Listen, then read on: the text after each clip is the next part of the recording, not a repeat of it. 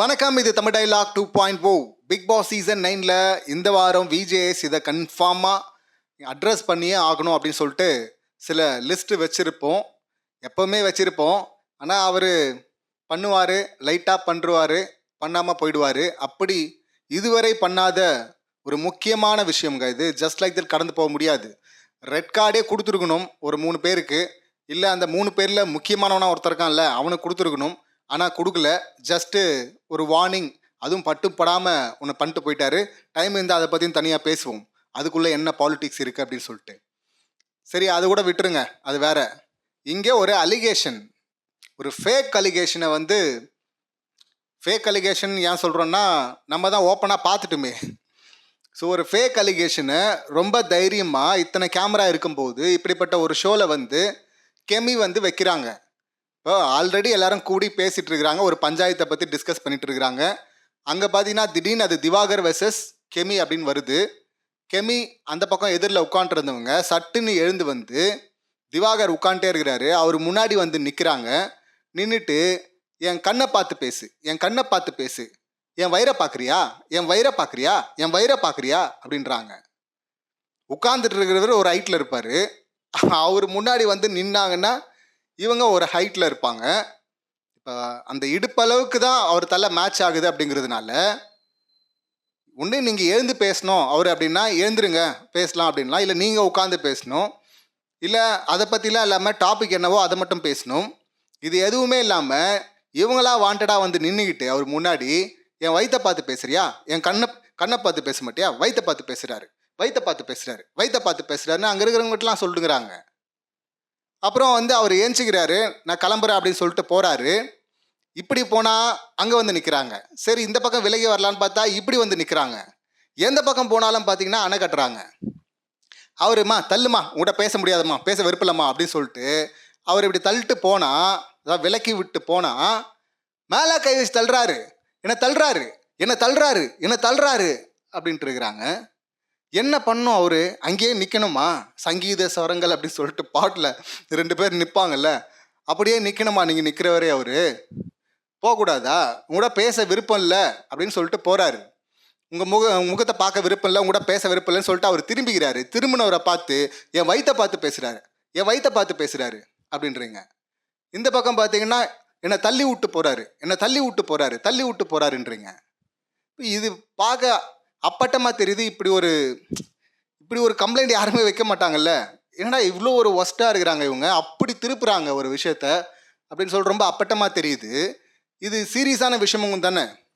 என் வயிற்றை பார்த்து பேசுறியா, என் வயிற்றை பார்த்து பேசுகிறாரு அப்படின்னு சொல்கிறது என்னது? இது அவர் வேற மாதிரியான ஒரு ஆள் அப்படின்னு சொல்லிட்டு அவருடைய கேரக்டரை அசாசின் பண்ணுறீங்கல்ல. அப்படி ஒருத்தங்க அசாசின் பண்ணியிருக்கிறாங்க. அந்த இடத்துல லேட்டராக ஆதிரை இல்லை அந்த மாதிரி சொல்லாத, அது வேற மாதிரி ரெஜிஸ்டர் ஆகும் அப்படின்னு அவங்க சொல்ல, நான் அந்த மீனிங்கில் சொல்ல அப்படின்னு சொல்லிட்டு ஆதிரை சொன்னதுக்கப்புறமா அவங்க சொல்கிறாங்க. இது அவங்களுக்கு தெரியாதா என்ன மீனிங்கில் இது வெளியே போகும் அப்படின்னு? வெளியே போகிறது என்ன, இவங்க சொன்னதே அப்படி தாங்க, இவங்க சொல்கிறது என்ன வெளியே போகுது, வெளியே என்ன வேற மாதிரியே போகுது வாசலில் அப்படி கிடையாதுல்ல. ஸோ இது முக்கியமான விஷயம். இதை இவர் அட்ரஸ் பண்ணுவார். ஒரு வார்னிங் கொடுக்கணும்ல. இல்லை ஏமா அது மாதிரி சொல்கிற, இது மக்கள் எப்படிமா பார்ப்பாங்க? இப்போ விஜே பார்வதி எப்படி ப்ரொஜெக்ட் ஆகிருக்கிறாங்க அப்படின்னு சொல்லிட்டு சொல்கிறீங்கல்ல, வெளியவும் இப்படி தான் ப்ரொஜெக்ட் ஆகிருக்காங்க அப்படின்னு சொல்லிட்டு, அப்போ இதையும் சொல்லணும்ல, மக்கள் எப்படி இதை பார்க்குறாங்க அப்படின்னு சொல்லிட்டு. முக்கியமான விஷயம் இல்லை. போகிற போக்கில் ஒருத்தர் மேலே அப்படியே அலிகேஷனை வச்சுட்டு அங்கே ஒருத்தன் லூஸு, மென்டலு, பைத்தியம் அப்படின்னு சொல்லிட்டு சீ கேவலமானவன் அப்படின்னு சொல்லிட்டு காரி துப்பிட்டு இருக்கிறான். அதே போல் இந்த மாதிரி கம்ப்ளைண்ட்டும் சர்வசாதாரணமாக வச்சிடலாமா ஒருத்தங்க இன்னொருத்தங்க மேலே? அது இல்லாமல் பிக் பாஸில் சீசன் 7ல் இது பெரிய இஷ்யூ ஆகி ஃபேக் அலிகேஷன் எப்படி எல்லாம் சேர்ந்து ஒன்றா வச்சாங்க அப்படின்னு சொல்லிட்டு அதுக்கப்புறமா அதனால் பாதிக்கப்பட்ட ஒருத்தன் போனான் வெளியே. அதுக்கப்புறமா எல்லாமே ரிவீல் ஆச்சு.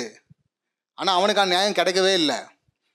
அதில் முக்கியமான ஒரு ஆளாக இருந்த பூர்ணிமாவுடைய தோழி தான் இப்போ இங்கே இருக்கிறாங்க. ஆனால் நல்ல வேலை பூர்ணிமாவுடைய தோழி தான் இப்போ அதை ஸ்டாப் பண்ணுது. அது மாதிரி சொல்லாத அப்படின்னு. இங்கே திரும்ப அது வராது அப்படின்னு சொல்லிட்டு என்ன நிச்சயம் இருக்குது? ஸோ அப்போ அதை கொஷின் பண்ணியிருக்கணும்ல, கெமி இந்த மாதிரி நீங்கள் பேசலாமா, பேசும்போது கொஞ்சம் கவனமாக இருங்க கெமி, வெட்டிடுவேன் அப்படின்னு சொல்கிறது மட்டும் இல்லை, இந்த மாதிரி அலிகேஷன் தப்பு இல்லை, இது மொத்தமாக ஒரு கேரக்டரே காலி பண்ணுறது இல்லை, அது பண்ணாதீங்க கெமி அப்படின்னு சொல்லணும்ல அவர். ஆனால் அதை சொல்லவே மாட்டேங்கிறாரு. வந்திருக்கிற ப்ரெமோக்களில் பார்க்கும்போது அந்த இஷ்யூவை டச் பண்ண மாதிரியே தெரியலையே. ஏற்கனவே முன்னாள் கண்டஸ்டண்ட்டு ரிவ்யூவர் ஃபேட்மேன் வந்து ஒரு பதிவு ஒன்று போட்டிருந்தார். எக்ஸ்தலத்தில் பார்த்தேன், அவர் பேரில் தான் இருந்தது, அவர் தான் நினைக்கிறேன் அது. அதில் வந்து நீங்களும் இந்த மாதிரி ஒரு இஷ்யூவை ஃபேஸ் பண்ணியிருக்கீங்க Vijay Sethupathi sir, please address பண்ணுங்கள், இந்த மாதிரி ஒரு ஃபேக் அலிகேஷனை சும்மா கடந்து போயிடாதீங்க அப்படின்னு சொல்லிட்டு முன்னாடியே அவர் மட்டும் இல்லை நிறைய பேர் வந்து அவரை டேக் பண்ணி இதை கேட்டிருந்தாங்க, இதை வந்து அட்ரஸ் பண்ணணும், வார்ன் பண்ணணும் கெமியை அப்படின்னு சொல்லிட்டு. ஆனால் அதை பற்றி இவர் பேசின மாதிரி தெரியலையே. நானும் இங்கே ஆல்ரெடி ஒரு வீடியோ போட்டிருக்கேன், நாட்டாம மேலேயே பிராது வந்திருக்கு அப்படின்னு சொல்லிட்டு. ஒரு பெண்ணு எக்ஸ்தலத்தில் இந்த மாதிரி விஜய் சேதுபதியால் எங்கள் ஃப்ரெண்டு பாதிக்கப்பட்டு இப்போ மனநல காப்பகத்தில் இருக்கா அப்படின்னு சொல்லிட்டு போட்டிருந்தாங்க. அதில் அவங்க மென்ஷன்லாம் ரேட்லாம் மென்ஷன் பண்ணியிருந்தாங்க. இவர் கேரவன் ஃபேவருக்கு வந்து 2 லட்ச ரூபா, டிரைவிங் லாங் டிரைவ் போகிறதுக்கு 50,000 ரூபா அப்படின்னு சொல்லிட்டு இன்னும் ட்ரக்ஸு அது இதுன்னெலாம் சொல்லி மிஸ்யூஸ் பண்ணிட்டாங்க. அவங்க வந்து பாதிக்கப்பட்டு மனநல காப்பகத்தில் இருக்காங்க அப்படின்னு அவங்க போட்டாங்க. அதுக்கப்புறம் எல்லாரும் அதை பற்றி பேச ஆரம்பித்ததும் பார்த்தீங்கன்னா அந்த பெண்ணுடைய diary and WhatsApp chats, phone சேட்ஸ்லேருந்து தான் இந்த விஷயம்லாம் வீட்டுக்கு தெரிய வந்துச்சு. அந்த பெண் யாருன்னு நான் சொல்ல மாட்டேன் ப்ரைவேசிக்காக அப்படின்னு அவங்க சொல்லியிருந்தாங்க. அடுத்து பார்த்தீங்கன்னா இது நிறைய பேர் கால் பண்ணுறாங்க, இதை பற்றி என்கொயரி பண்ணுறாங்க. நான் இது வந்து பெருசாகும்னு நான் நினைக்கல, நான் வந்து போட்டேன் ஒரு ஃப்ரஸ்ட்ரேஷனில், ஆனால் அது ரொம்ப பெருசாகிடுச்சு அப்படின்னு சொல்லிட்டு அதுக்கப்புறமா அக்கௌண்ட்டை க்ளோஸ் பண்ணிட்டு அந்த பெண்ணு போயிட்டாங்க. விஜேஎஸ் கிட்ட மீடியா கேட்கும்போது அவர் வந்து அது ஃபேக் அலிகேஷனுங்க, அது சும்மா ஒரு நிமிஷம் ஃபேம்காக பண்ணுறது அப்படின்னு சொல்லிட்டு போனார். ஆனாலும் நார்த் மீடியா அவரை இன்னும் வேறு மாதிரி தான் ப்ரொஜெக்ட் பண்ணிட்டு இருந்தாங்க. இங்கே சைபர் கிரைம் கம்ப்ளைண்ட் கூட அவர் கொடுத்தாருன்னு நினைக்கிறேன் விஜேஎஸ். அப்புறமா அந்த கேஸ்டிங் கவுச் சம்மந்தமாக பேசும்போது தான் இந்த மாதிரி டாபிக் வெளியே வந்தது. ஸோ அது ஃபேக் அலிகேஷன் தான். இப்போ நம்ம மக்கள் செல்வன் மேலே அந்த மாதிரி கம்ப்ளைண்ட் நம்ம கேள்விப்பட்டது இல்லை, இண்டஸ்ட்ரிக்குள்ளும் அந்த மாதிரி டாக் கிடையாது, எனக்கு தெரிஞ்ச வரை இல்லை. மக்கள் செல்வன் பேசுகிறது நடந்துக்கிறது நம்ம வெளியே பார்க்குற எல்லாமே பார்த்தீங்கன்னா வேறு, அப்படி நல்லா இருக்கிற ஒரு கேரக்டர். இப்போ அது ஃபேக் அலிகேஷன் அப்படின்னு தான் நம்மளும் நம்புகிறோம், அது ப்ரூவ் ஆகாத வரை நமக்கு தெரியாது. ஸோ ஃபேக் அலிகேஷன் போது அப்படி ஒருத்தர், அதனால் பாதிக்கப்பட்ட ஒருத்தர் இங்கே ஹோஸ்டாக இருக்கிறாரு, அவருடைய ஷோலே பார்த்தீங்கன்னா ஒரு பெண் இந்த மாதிரி ஒரு கம்ப்ளைண்ட்டை வைக்கிறாங்க அப்படின்னும் போது அதை அட்ரஸ் பண்ணும்ல. ஜஸ்ட் லைக் தட் கடந்து போகக்கூடாது இல்லை, அட்ரஸ் பண்ணி ஆகணும்ல. இது அட்ரஸ் இவர் மேலே வரலன்னா கூட பரவாயில்லைங்க, இங்கே ஒருத்தவங்க மேலே இதே பிக் பாஸ் இந்த ஷோலேயே பார்த்தீங்கன்னா சீசன் 7 நடந்திருக்குல்ல, அப்போ அட்ரஸ் பண்ணி தானே ஆகணும். அது வேறு மாதிரி வெடிச்சது இல்லை, அது கமல் சாருடைய பேர் மொத்தமாக அதில் தானே முடிஞ்சு. திரும்ப இவர் வந்து அது மாதிரி சிக்கணும்னு ஆசைப்படுறாரா? ஸோ அதை கேட்கணும்ல, வான் பண்ணல, போகிற போக்குலையாவது வான் பண்ணிட்டு போங்க சார். சும்மா அந்த சூ அப்படின்னு சொல்லிட்டு போ அப்படின்வாங்கல்ல, அந்த மாதிரியாவது சொல்லிட்டு போங்க சார். அந்த மாதிரி கூட சொல்லாமல் போனீங்கன்னா இது எப்படி மறுபடியும் பெருசாக ஆனாதான் நீங்கள் அதுக்கப்புறம் கேட்பீங்களா?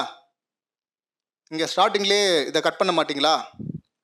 ஸ்டார்டிங்லேயே இந்த மாதிரி விஷயங்களை கட் பண்ணணும் இல்லைங்க. ஏன்னா இது அப்பட்டமாக தெரியுது, இன்னும் தெரியாமல் வேற ஒரு இடத்துல இது மாதிரி நடந்துச்சு அப்படின்னு சொல்லிட்டாங்கன்னா நம்ம என்ன பண்ண முடியும்? நந்தினி கோச்சிக்கிட்டு அங்கே இந்த ரெஸ்ட் ரூம் ஏரியாக்குள்ளே போகிறாங்க, அங்கே ட்ரெஸ் சேஞ்சிங் ரூம்னு நினைக்கிறேன், அந்த மாதிரி ஏரியாக்குள்ளே போகிறாங்க. அங்கே நடந்துச்சு அப்படின்னா என்ன பண்ணுவீங்க? கேமரா அங்கே இல்லைல்ல. ஸோ இதை அட்ரஸ் பண்ண வேண்டிய சீரியஸ் இஷ்யூ தானே. இது நடந்தா அது நடந்தா அது கூடலாம் பேச தேவையில்ல, இப்படி ஒன்று நடந்திருக்கு, எல்லாரும் பார்த்துருக்குறாங்க, இது ரொம்ப தப்புமா, பார்த்து பேசுமா அப்படின்னு சொல்லிட்டு ஒரு வார்ன் பண்ணமா இல்லையா ஹோஸ்ட்டு? அதை பண்ண கூட மாட்டுறீங்கன்னா எது உங்களை தடுக்குது? டீம் தடுக்கிறாங்களா, இல்லை நீங்கள் டீம் சொன்னாலும் நீங்கள் தடுக்கிறீங்களா இதை பேச வேணாம் அப்படின்னு சொல்லிட்டு? இது எப்படி இருக்குன்னா, திவாகர் வந்து ரொம்ப கேவலமானவன் அப்படின்னு சொல்லிட்டு அந்த கமருதீன் பண்ணுறாருல, கேவலமானவனா பார்க்கறதுனால தான் கேவலமானவன், பைத்தியம், லூசு, மென்டலு, யார் இந்த பைத்தியக்காரனை விட்டது அப்படி சொல்லிட்டு காரி துப்புறது, பாடி ஷேமிங் பண்ணுறது எல்லாம் பண்ணுறா. அப்படி இப்போ நீங்களும் கமருதீன் மாதிரி தான் பார்க்குறீங்களா திவாகரை? இது திவாகருக்கு நடந்ததுனால நீங்கள் பேச மாட்டீங்களா அப்படிங்கிற அந்த கேள்வியும் வருது இல்லை. இப்போ நீங்களும் பார்க்கறதுனால இந்த ஆளுக்கு இது நடந்தால் இதெல்லாம் போய் பேசணுமா அப்படின்னு நினைக்கிறீங்களா என்ன? அப்படி கிடையாது இல்லை. அப்படி கிடையாதுன்னா எல்லாருமே ஈக்குவல் கண்டஸ்டன்ட் தாங்க எங்களுக்கு அப்படின்னு தான் நீங்கள் சொல்வீங்க. அப்படின்னா இப்போ உங்கள் கண்டஸ்டன்ட் மேலேயே இன்னொரு கண்டஸ்டன்ட் இந்த மாதிரி ஒரு அவதூறு சேற்றை வந்து வாரி இறைக்கும் போது அதை வேடிக்கை பார்த்துட்டு அமைதியாக போயிடுவீங்களா? இதை கூட நீங்கள் கேட்க மாட்டீங்கன்னா அப்புறம் எதுக்கு வீக்கெண்டில் வர்றீங்க அப்படின்னு சொல்லிட்டு மக்கள் கேட்பாங்கல்ல சார், மக்கள் செல்வன் சார் கேட்பாங்கல்ல, இதுக்கு என்ன சார் பதில் சொல்வீங்க? பதில் சொல்லுங்க சார் அப்படின்னு தான் நம்ம சொல்ல வேண்டியிருக்கு. இன்னும் இவர் அட்ரஸ் பண்ணாத விஷயங்கள்லாம் என்னன்னு சொல்லிட்டு பார்த்துட்டு அதையும் அட்ரஸ் பண்ணுவோம், நம்ம பண்ணி வைப்போம், இங்கே பதிவு பண்ண வேண்டியது நம்ம வேலை இல்லை. ஸோ மக்கள் செல்வன் எனக்கு தெரிஞ்சு வரை இதுவரை லீக் ஆன விஷயங்களை பார்க்கும்போது அது மாதிரி கேட்ட மாதிரி தெரில. ஸோ கேட்கல அப்படிங்கிறது தான். ஏன் கேட்க மாட்றாரு அப்படிங்கிறது தான் நம்ம கேள்வியாக இருக்குது. இந்த சம்பவங்களை நீங்கள் எப்படி பார்க்குறீங்க? உங்கள் கருத்துக்கள் என்ன அப்படிங்கிறத கமெண்ட் பண்ணுங்கள். மீண்டும் அடுத்த வீடியோவில் சந்திக்கலாம். நன்றி, வணக்கம்.